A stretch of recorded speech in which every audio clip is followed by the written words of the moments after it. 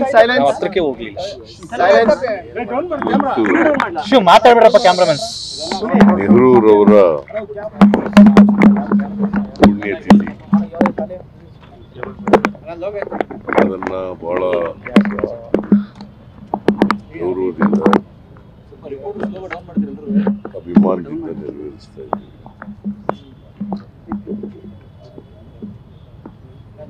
ನೆಹರೂರವರು ಸ್ವತಂತ್ರ ಭಾರತದ ಮೊದಲನೇ ಪ್ರಧಾನಿ. 1947 ಆಗಸ್ಟ್ 15ನೇ ತಾರೀಕು. ಇವತ್ತು ಆಧುನಿಕ ಭಾರತ ಆಗಿದ್ದರೆ ಅದರ ನಿರ್ಮಾತೃರು ನೆಹರೂರವರು. ನೆಹರೂರವರು ಈ ದೇಶದ ಬಡತನವನ್ನು ಹೋಗಲಾಡಿಸ್ತಕ್ಕಂಥ ಪ್ರಾಮಾಣಿಕ ಪ್ರಯತ್ನವನ್ನು ಮಾಡಿದರು. ಉದ್ಯೋಗ ಸೃಷ್ಟಿ ಮಾಡ್ತಕ್ಕಂಥ ಕೆಲಸವನ್ನು ಮಾಡಿದರು. ಜೊತೆಗೆ ಅವರು ಮಿಕ್ಸ್ಡ್ ಎಕಾನಮಿ ಮಾಡಲಿಕ್ಕೆ ಈ ದೇಶದಲ್ಲಿ ಮಾಡಿದ್ರು. ಹಾಗಾಗಿ ಆಧುನಿಕ ಭಾರತ ನಿರ್ಮಾಣ ಮಾಡೋದರಲ್ಲಿ ಅವ್ರ ಪಾತ್ರ ದೊಡ್ಡದು. ಜೊತೆಗೆ ಅವರು ಹಸಿರು ಕ್ರಾಂತಿಗೆ ಅಡಿಗಲನ್ನು ಹಾಕ್ತಿರ್ತಾರೆ.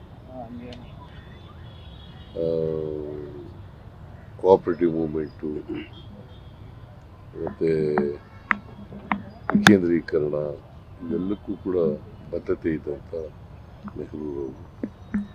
ಅವರು 17 ವರ್ಷಗಳ ಕಾಲ ಪ್ರಧಾನಮಂತ್ರಿಯಾಗಿ 17 ವರ್ಷದಲ್ಲಿ ಅನೇಕ ಅಣೆಕಟ್ಟುಗಳನ್ನು, ಅನೇಕ ಕೈಗಾರಿಕೆಗಳನ್ನು ಮಾಡ್ತಕ್ಕಂಥ ಕೆಲಸವನ್ನು ಅವರು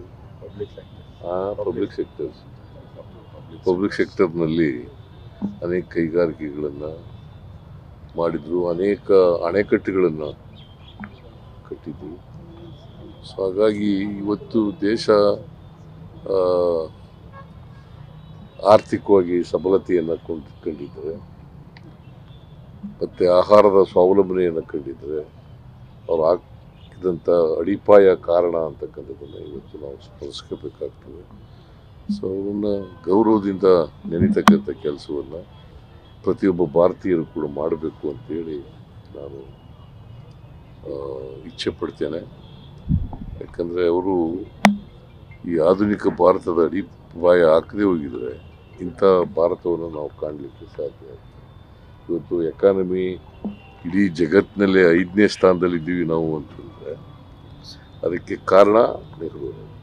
ಸರ್, ನಿನ್ನೆ ಕೋವಿಡ್ ಸಭೆ ಮಾಡಿದ್ರಿ, ಕೆಲವು ಸೂಚನೆಗಳನ್ನ ಆರೋಗ್ಯ ಇಲಾಖೆ ಕೊಟ್ಟಿದ್ದೀರಿ. ಹೌದು, ನಿನ್ನೆ ಆರೋಗ್ಯ ಇಲಾಖೆ ಮತ್ತು ವೈದ್ಯಕೀಯ ಶಿಕ್ಷಣ ಇಲಾಖೆ ಅಧಿಕಾರಿಗಳು ಮತ್ತು ಟಾಸ್ಕ್ ಫೋರ್ಸ್ ಅಧಿಕಾರಿಗಳು ಅವ್ರ ಜೊತೆ ಎಲ್ಲ ಮೀಟಿಂಗ್ ಮಾಡಿದ್ದೀನಿ. ಕೆಲವು ಮುನ್ನೆಚ್ಚರಿಕೆ ಕ್ರಮಗಳನ್ನು ತಗೋಬೇಕು ಅಂತ ಹೇಳಿದ್ದೀನಿ. ಎಲ್ಲಕ್ಕೂ ಪ್ರಿಪೇರ್ ಆಗಿರಬೇಕು. ಯಾವುದಕ್ಕೆ ವೆಂಟಿಲೇಟರ್ ತೊಂದರೆ ಇರ್ಬೋದು, ಆಕ್ಸಿಜನ್ಗೆ ತೊಂದರೆ ಇರ್ಬಾರ್ದು, ಕಿಟ್ಟಿಗೆ ತೊಂದರೆ ಇರಬಾರ್ದು, ಯಾವುದಕ್ಕೂ ತೊಂದರೆ, ಮತ್ತು ವಾರ್ಡ್ಗಳಿಗೆ ತೊಂದರೆ ಇರಬಾರ್ದು. ಅದನ್ನು ಖಾತ್ರಿ ಮಾಡ್ಕೊಳ್ತಕ್ಕಂಥ ಕೆಲಸವನ್ನು ಮಾಡಬೇಕು. ಸೊ ಈಗ ಸುಮಾರು 65 ಕೇಸ್ಗಳಿದ್ದವು, ಇವತ್ತು 80 ಆಗಿದ್ದಾವೆ ಅಂತ ಹೇಳ್ತಾರೆ. ಇದು ಅಷ್ಟೊಂದು ಸೀರಿಯಸ್ ಸ್ಟ್ರೈನ್ ಅಲ್ಲ.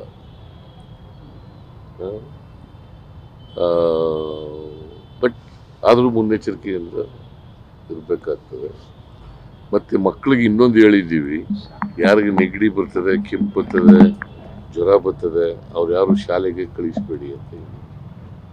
ಮತ್ತು ವಯಸ್ಸಾದವರು ಇದ್ದಾರಲ್ಲ, ಮಲ್ಟಿ ಆರ್ಗನ್ ಫೇಲರ್ ಆಗಿರೋರು, ವಯಸ್ಸಾಗಿರೋರು, ಬೇರೆ ಬೇರೆ ಕಾಯಿಲೆಗಳ ತುತ್ತಾಗಿರ್ತಕ್ಕಂಥವ್ರು, ಅವರು ಮಾಸ್ಕನ್ನು ಧರಿಸ್ತಕ್ಕಂಥದ್ದು ಅತ್ಯಂತ ಅಗತ್ಯ. ನೀವು ಕೂಡ ಮಾಸ್ಕ್ ಧರಿಸಿ. ಸರ್, ಮಾಸ್ಕ್ ಕಡ್ಡಾಯ ಮಾಡುವಂಥದ್ದು ವ್ಯಾಕ್ಸಿನ್ ಹತ್ತಿರದಲ್ಲಿ ಚರ್ಚೆ ಆಗಲಿಲ್ವಾ ಸರ್? ನಾನು ವ್ಯಾಕ್ಸಿನ್ ಎಲ್ಲ ರೆಡಿ ಮಾಡ್ಕೊಳ್ಳಿ, ವ್ಯಾಕ್ಸಿನು ಸಿಕ್ಕಿದ್ರೆ ತೆಗೆದು ಇಟ್ಕೊಳ್ಳಿ ಅಂತ ಹೇಳಿದ್ದೀನಿ. ನಾನು ಮಾಸ್ಕು ಕಡ್ಡಾಯ ಮಾಡಿ ಅಂತ ಹೇಳಿಲ್ಲ.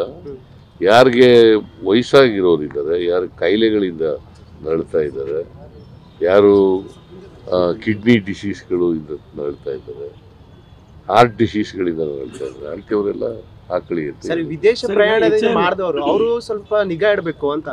ವಿದೇಶ ಪ್ರಯಾಣ ಏರ್ಪೋರ್ಟ್ ನಲ್ಲಿ ಏನಾದ್ರು ಟೆಸ್ಟಿಂಗ್ ಇನ್ನೂ ಮಾಡಿಲ್ಲ. ಕೇಂದ್ರ ಸರ್ಕಾರದಿಂದ ಏನು ಬಂದಿಲ್ಲ ನಮ್ಗೆ ಇವತ್ತಿನವರೆಗೆ.